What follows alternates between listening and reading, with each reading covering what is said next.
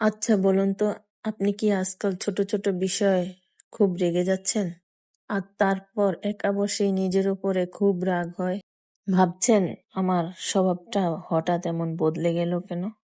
সবাই আমাকে বলছে আপনার অনেক রাগ, আপনি অনেক বেশি রাগী।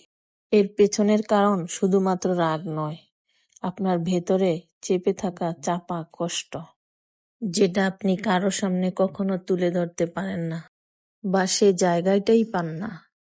অনেক দিন ধরে অনেক কিছু মুখ বুজে সহ্য করতে করতে নিজের মনের কথাগুলো সবার কাছে ঠিকঠাকভাবে তুলে ধরতে না পেরে আপনি এক সময় নিজের ইমোশন আর রেগুলেট করতে পারেন না।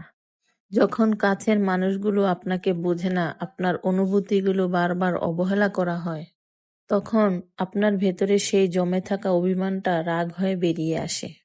আর এজন্য অল্পতেই আপনার মেজাজ খারাপ হয়ে যাচ্ছে। আসলে এটা আপনার দোষ না, এটা আপনার ভিতরে প্রকাশ না করতে পারা আর্তনাদ। কিন্তু এই রাগ দেখালে তো আর কেউ আপনার ভেতরের কষ্টটা বুঝবে না।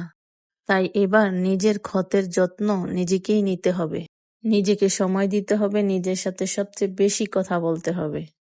তাহলেই দেখবেন আপনি কি চান, কেন চান, সবকিছু বেরিয়ে আসবে। একটা কথা কি জানুন তো, নিজেকে শান্ত করার দায়িত্ব আপনার নিজেকেই নিতে হবে। এখন বলুন তো, আপনারও কি মাঝে মাঝে এরকম রাগ হয়?